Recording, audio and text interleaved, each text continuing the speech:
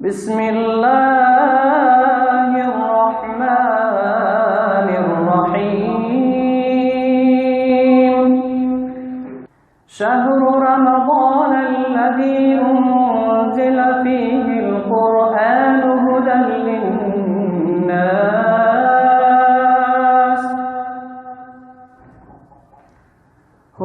للناس وبينات من الهدى والفرقان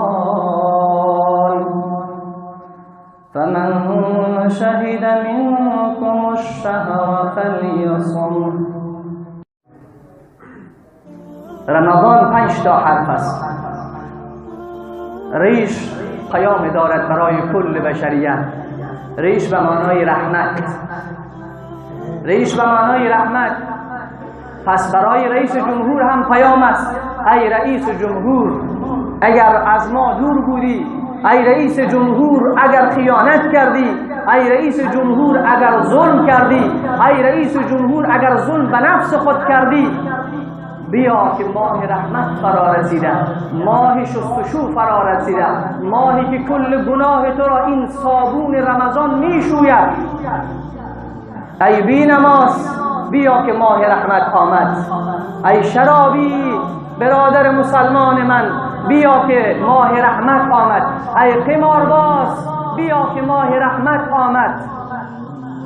ای خائن و ظالم بیا که ماه رحمت آمد. ای خواهر بی حجاب بیا که ماه رحمت آمد.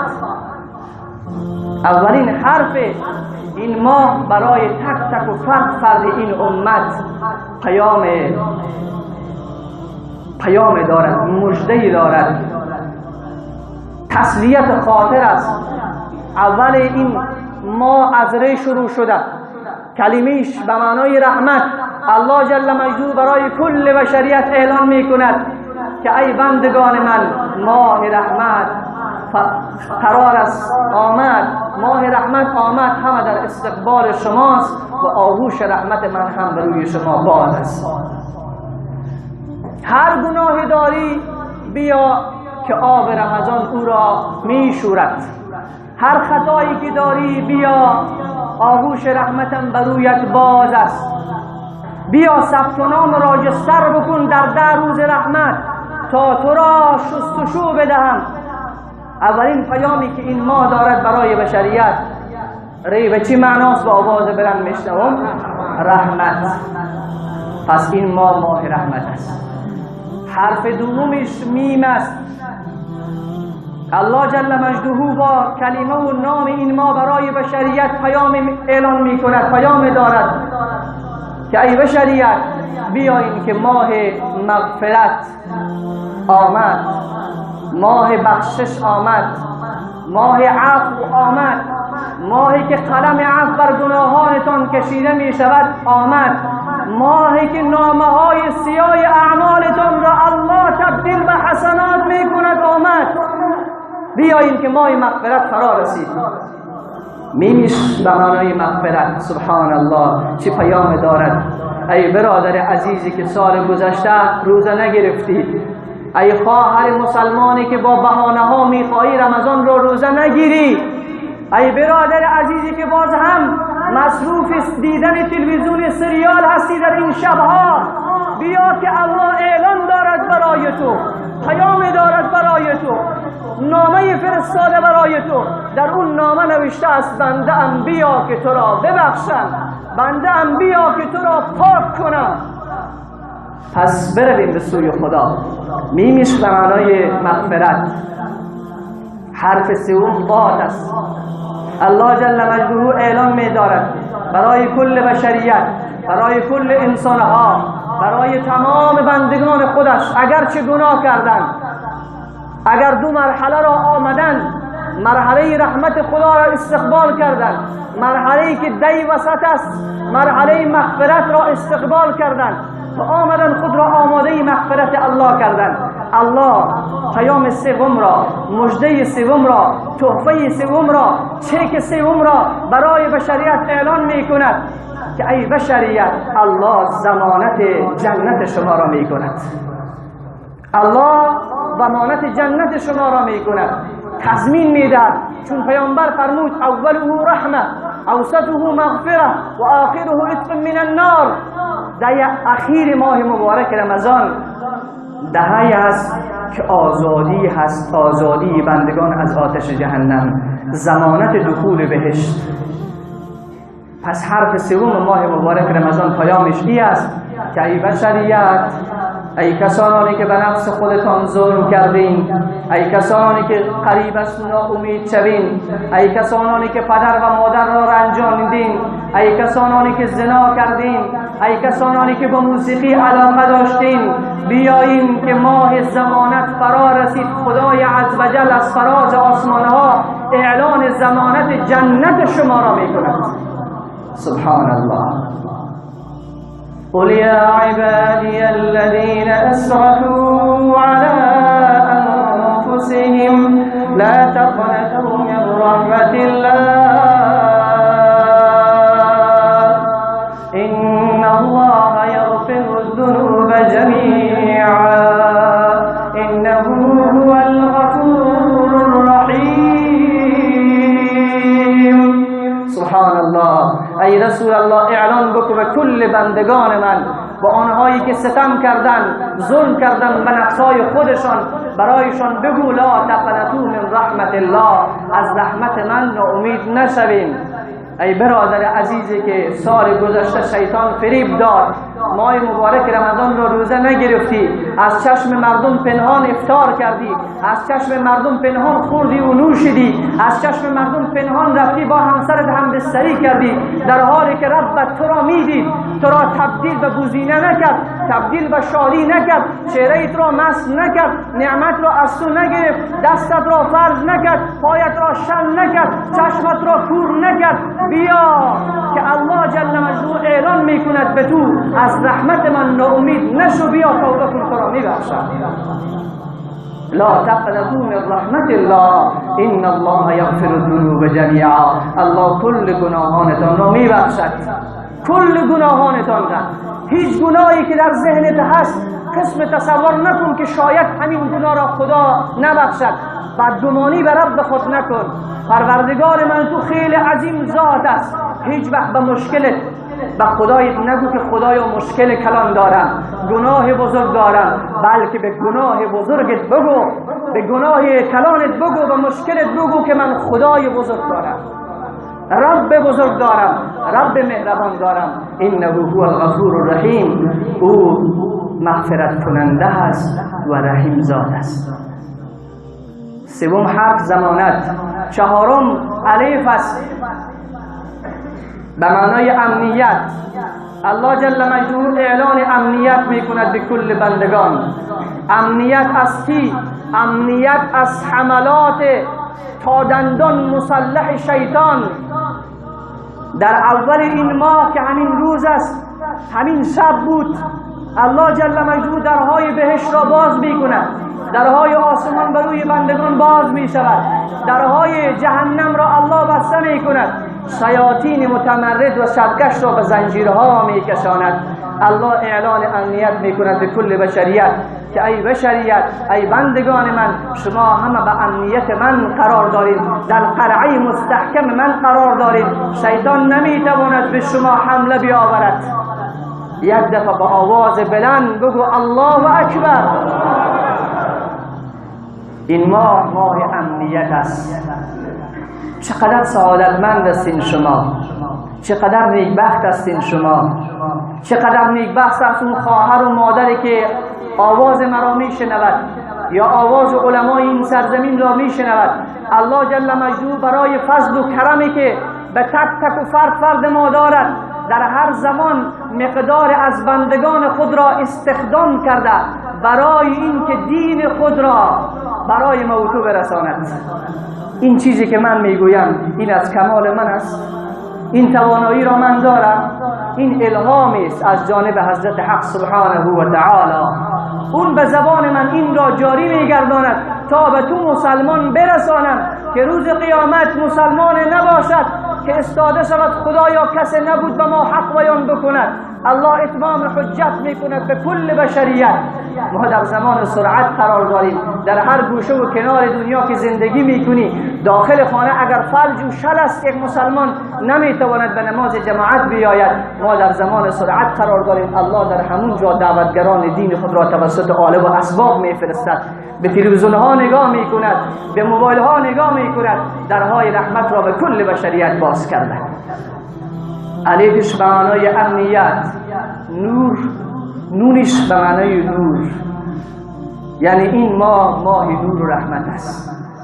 ماهی است که سراسر چهره مسلمان نورانی می شود، قلب مسلمان نورانی می شود. شما می دانید در این شبها وقتی شما در تراویح قیام می کنین، امام پیش می شود، 20 رکعت تراویح می خوانین، الله جل مجده به زبان رسول الله صلی الله علیه و سلم آخرین نماینده خودش اعلان می دارد: ای بندگان من، آنقدر فضل من در این ماه بیشمار است، آنقدر رحمت من به این ماه سرازیر می شود که من نفل این ماه را، یک رکعت نفل این ماه را معادل فرض قرار دادم.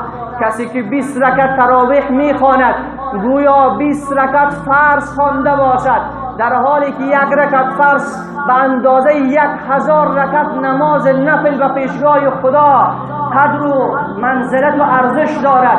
پس چه سعادتمند است او پدر بزرگوار، او برادر مسلمان، او خواهر و مادر عزیزه که 20 رکعت تراویح بر علاوه 9 رکعت نماز خفتن امشبها میخواند. فرشتگان خدا استغفار طلب میکنند به کسانی که تراویح میخوانند. هستند مسلمانانی که روزه هستند، روزه هستند، وقت شب شد میگه حوصله نداریم که تراویح بخوانیم، از فرصت خودش استفاده نمیکند، از رحمت خدا گریزان است. کی از رحمت فرار میکند جز کسی مایوس از رحمت باشد؟ عزیز من، تراویح 20 رکعت تراویح کارت را بگذار. 11 ماه خدا تو را نگفت کار نکن، 11 ماه الله جل مجده نگفت تو شبها بیدار نمان، 11 ماه خدا به تو نگفت تو شبها کار نکن. شب کار کردی، روز کار کردی. الله جل مجده ماه مبارک رمضان را آورد، به شبها اعلان میکند به هر فرد من تو که ای مسلمان این 20 رکعت تراویح را از دست نده. چرا؟ این 20 رکعت را به تو 20 رکعت نفل فضیلت و ثواب نمیدم، بلکه 20 رکعت فرض در نامه اعمال تو نوشته میکنم. این اندازه من تو را الله جل مجده و رحمت خودش میگیرد. پس 20 رکعت تراویح معادل 20 رکعت فرض است.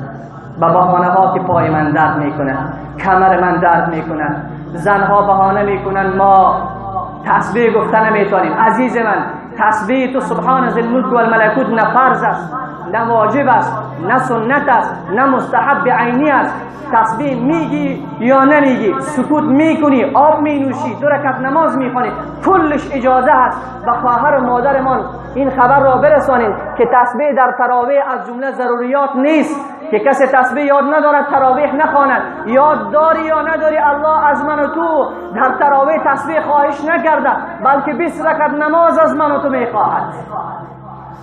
پس این که من تسبیح سبحان ذی الملک و الملکوت را یاد ندارم، نه عزیز من، این فرض نیست، واجب نیست، سنت مؤکد نیست، مستحب عینی است که حتما باید لازما تو ای را بخوانی. نه خیر، یاد داری بگو سبحان الله، این خو یاد داری بگو استغفر الله، بگو اللهم صل علی محمد و علی آل محمد کما صلیت علی ابراهیم و علی آل ابراهیم انک حمید مجید. اگر این مؤذن صاحب میگه اجازه است، اگر مقتدی صاحب میگه اجازه است، اگر امام میگوید اجازه است، اگر خواهر میگوید اجازه است، اگر مادر میگوید اجازه است، اگر سکوت میکند چیزی نمیخواند باز هم اجازه است. اما این نعمت را از دست ندی. 20 رکعت تراویح را با هیچ بهانه، اگر پایت کار نمی کند، درد دارد، استاده نمیتونی، اجازه است نشسته 20 رکعت تراویح بخوان. اگر مریض در بستر هستی، همون قسم که نشسته هستی تراویح را بخوان. این غنیمت را از دست نده. کی من و تو میدانیم بعد از ماه مبارک رمضان آیا زنده هستیم یا نیستیم؟ چه بسیار کسانی بودند که آرزوی آمدن ماه مبارک رمضان را داشتند، اما امروز در جمع ما نیستند، در قبرها خواب هستند. شاید سال آینده اونهایی را که در اینجا میبینیم شاید دیگر بسیارشان نباشند، شاید من نباشم، شاید تو نباشی، ای خواهر مسلمان شاید تو نباشی، ای مادر عزیز شاید تو نباشی، ای پدر بزرگوار شاید تو نباشی. پس این غنیمت رو از دست نده، گریه بکن، زجه بزن، زاری بکن که خدایا مرا ببخش، خطا کردم، اشتباه کردم، خدایا این ما را قسم از من خدا حافظی بکند که این ماه از من راضی باشد و تو از من راضی شوی. پس این ماه نور است. رسول معظم اسلام صلی الله علیه و سلم می‌فرماید للصائم فرحتان، برای روزدار دو خوشی هست، برای روزدار دو خوشی است. فرحتون عند فطره، یک خوشحالی در وقتی که افطار میکند، وقت افطاری فرا میرسد، آب سر به پیش روید مانده شده، غذای لذیذ، میوه های رنگارنگ، اما اجازه نداری. که اجازه نداده تا هنوز؟ الله اجازه نداده تا وقت غروب افطار بکنی. آب سر پیش رویت است، وقت آب را بر میداری چقدر خوشحال میشوی، چون خیلی تشنه هستی، خیلی گرسنه هستی. 17 ساعت خدا چهره زرد تو را دیده است، 17 ساعت پروردگار حلق تشنه تو را دیده است، 17 ساعت شکم گرسنه تو را دیده است. ای جوان عزیزی که تازه عروسی کردی، خدا 17 ساعت دور بودن تو را از همسر دیده است. پس بسیار جوانان هستند دور از شما باشد، وقتی عروسی میکنن میگم من تازه داماد هستم، با من اجازه است که روزی خود را افطار کنم. ای جوان بی حیایی نکن، ای جوان در برابر خدایت قیام نکن، ای جوان عزیز در برابر نعمت خدا با خدا مقابله گری نکن. الله به تو نعمت زن داده، تو در برابرش قیام کردی که من دامادم، که تو دامادی، تو باید در بهشت داماد شوی، تو با حوران بهشت داماد شوی. 70 تا حور بهشت در انتظار دامادی تو در ماه مبارک رمضان هستند. رسول معظم اسلام صلی الله علیه و سلم فرمود وقتی اول شب رمضان می آید، باد از زیر عرش رحمان، حدیث را جمعه قبلا هم خواندم، باد حرکت می کند از زیر عرش رحمان، می آید به اشجار درختان بهشت، داخل خیمه ها به حوران بهشت اصابت می کند. حوران می گویند چه باد زیبا و خوشبو از کجا می آید؟ وقتی بیرون می شوند پرسان می کنند یا رب این باد خوشبو از کجا آمد؟ صدا می زند ای حوران بهشت، امروز به امت رسول الله صلی الله علیه و سلم ماه مبارک رمضان داخل شد. این باد خوشبویی است که از زیر عرش رحمان به بهشت می آید. حوران بهشتی می گویند یا الله ما دامادان از امت رسول الله می خواهیم که روزدار باشند. بلند بگو عزیز من الله اکبر. ما می خواهیم دامادان از امت رسول الله صلی الله علیه و سلم. برای ما الله داماد نصیب بگردان. از کی؟ از روزگیران امت محمد صلی الله علیه و سلم. پس عزیز من این جوانی به کجا صرفش کردیم؟ 11 ماه چقدر خوردیم؟ 11 ماه چقدر نوشیدیم؟ 11 ماه چقدر لذت برداری از نعمتهای خدا کردیم؟ یک روز خدا به ما نگفت که فلان چیز را نخور که حرام است. در ماه مبارک رمضان برای پاکی، برای عزت من و تو، برای قیمت من و تو، برای ارزش من و تو، از من و تو میخواهد حلال را استفاده نکنیم. امتحان است، امتحان است، باید امتحان خود را موفقانه به پایان برسانی. للصائم فرحتان، برای روزدار دو خوشی است، یک خوشی در وقت افطار و خوشی دیگر عند لقاء ربه. سبحان الله. روزداران در روز قیامت، علامه جلال الدین سیوطی در تفسیر در المنثور می آورد که در روز قیامت دسترخوان آورده می شود در همون صحرای محشر که مردم همه گرسنه و تشنه هستند. دسترخوان اموار می شود، مردم به حساب کتاب هستند، می بینند که یک توده آمده به گرد دسترخوان نشسته به خوردن و نوشیدن شروع کردن. سبحان الله، چه روز خطرناک است. یوم تبیض وجوه و تسود وجوه. سبحان الله، روزی که روحها سفید می شود و روحها سیاه می شود. بسیار کسا در اون روزهایشان سیاه است، بسیار کسا روحهایشان سفید هستند و مردم در اون روز تشنه و گرسنه هستند. یک گروهی را می بینند که در همون روز قیامت دسترخوان هموار است، اینا خوردن و نوشیدن را آغاز می کنند. اهل عرصات، اونهایی که به حساب کتاب هستن، صدا میزنن یا الله این چه گروه هست، اینا چه کردن که امروز میخورن و مینوشن هیچ غم ندارن. الله جل مجدوه اعلان میکند اینها روزداران امت محمد صلی الله علیه و سلم، اینها روزداران امت محمد صلی الله علیه و سلم است. شما روزه نگرفتین، اینها روزه گرفت. شما خندیدین، اینها گرسنه بود. شما آب نوشیدین، اینها تشنه بود. برای اینکه خدای خود را راضی بکنند. پس امروز اینها میخورن مینوشن، ولی امروز شما به عذاب گرفتار هستید. للصائم فرحتان، برای روزدار دو خوشی، یک خوشی در وقت افطار کردنش و خوشی دیگر در وقت ملاقات با ربش. در روز قیامت روزدار ملاقات میکند با پروردگار خودش که بسیار شاد و سرحال است. الله جل مجدوه با رحمت و فضلش، با چهره بشاشش، الله چهره بلا کیف الله جل مجدوه برای بهشتیان نشان داده می شود. روزدار چهره الله را می بیند مثل که مهتاب شب 14 را می بیند. یک دفعه بگو سبحان الله. هر روز همین روز صبح وقت طلوع فجر شد، منادی از آسمان صدا می زند. حدیث امام ترمذی هست 682. وقت صبح روز اول رمضان می شود، منادی از زیر آسمان صدا می زند یا باقی الخیر اقبل، ای بندگانی که در طلب خیر هستین، ای بندگانی که در طلب طاعت و پرستش و عبادت هستین، ای بندگانی که قلبهایتان دوست دارد گریه بکند برای الله، چشمانتان دوست دارد گریه بکند برای الله، اقبل تعال الی الله و طاعته، بیاین به سوی خدا و به سوی طاعتش که ماه خدا آمد. و صدا میزند یا باقی الشر، ای کسی که در طلب گناه هستی، ای کسی که در طلب موسیقی هستی، ای کسی که در ماه مبارک رمضان هنوز هم به دنبال زنان مردم هستی، ای برادر مسلمان در ماه مبارک رمضان در قرنطین در زیرخانه ها قمار میزنی، ای برادر مسلمانی که در زیرخانه ها روزه خود را افطار میکنی، منادی از زیر آسمان خدا صدا میزند یا باقی الشر، ای کسی که در طلب گناه هستی، اقصر، بیا دست را از گناه بردار که ماه رحمت آمده، ماه مغفرت آمده، ماه بخشش آمده، ماه پاکی آمده، ماه قیمت تو آمده، ماه ارزش تو آمده، بیا دست از گناه بردار. هر روز این را از زیر سایه عرش رحمان و از زیر آسمان منادی ندا میدهد به کل بشریت.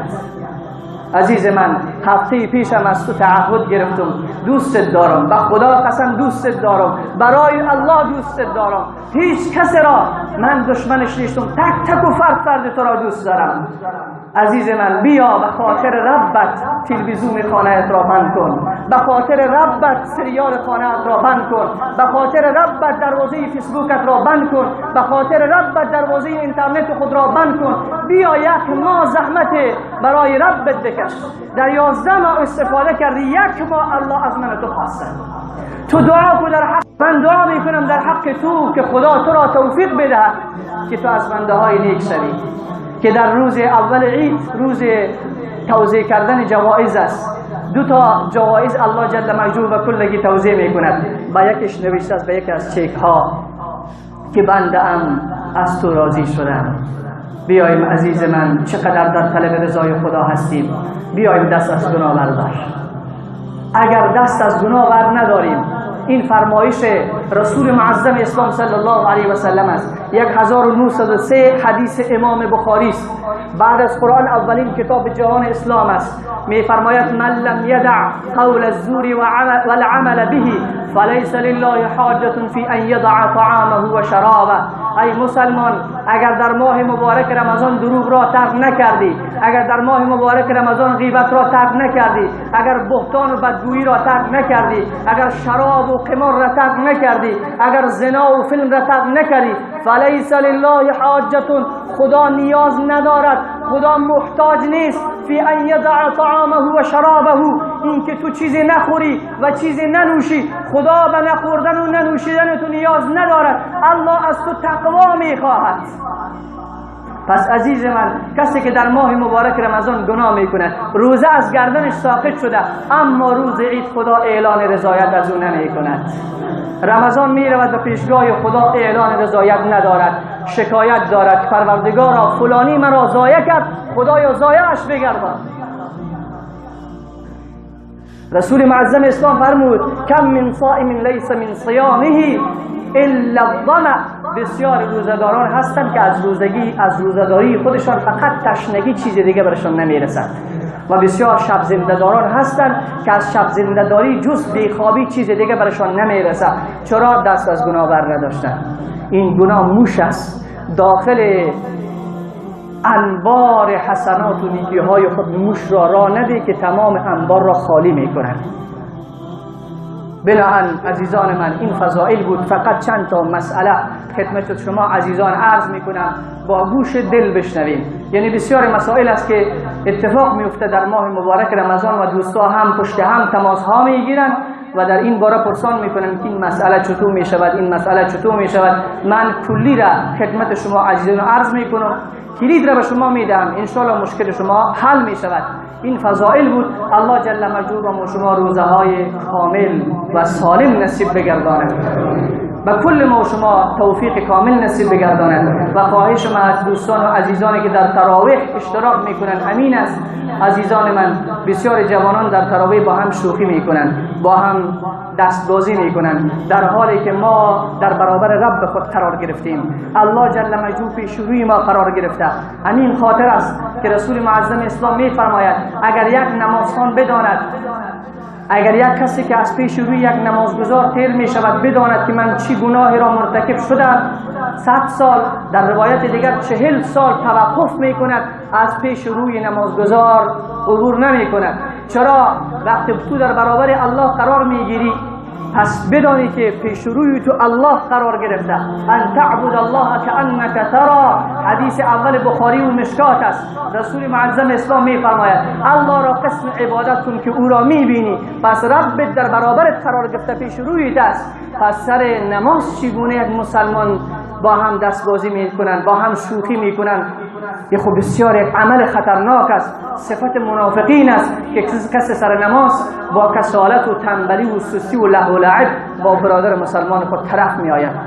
بنام خیلی زیاد توجه بکنیم و همچنین در تراویح زیاد توجه بکنیم که را اشتراک بکنیم و در وقت سحری که ساعت 2 میخیزیم یک پیام زیبای دیگر از جانب رسول الله صلی الله علیه و سلم او همی است که گفتم یک نفل معادل یک فرض است. پس 8 رکعت تهجد را فراموش نکن عزیز من.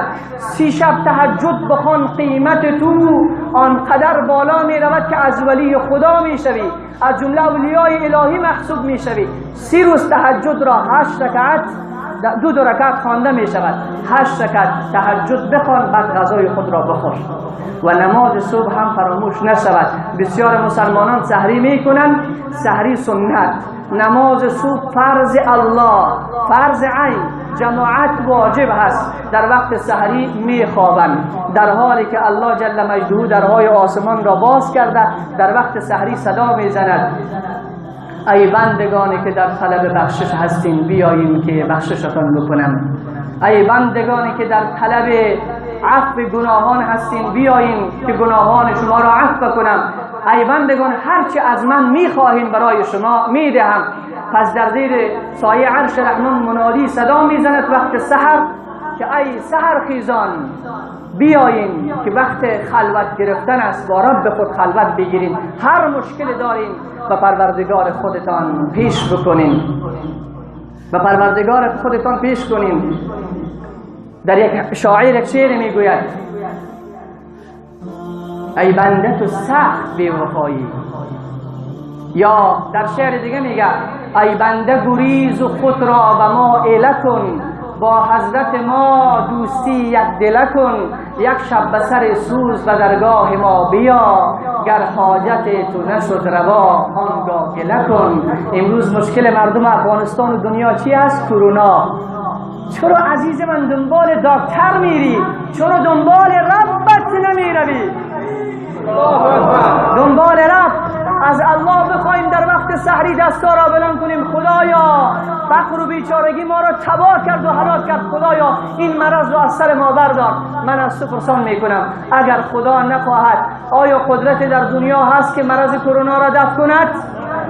خب پس ربت است، برو به سراغ او. اگر فقر و بیچارگی گریبانت گرفته برو به سراغ او عزیزت میکند، او به تو میدهد.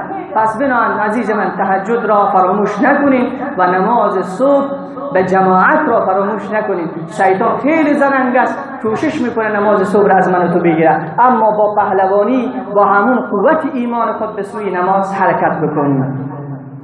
بحث مسائل خیلی زیاد دقیق شوین عزیزان من.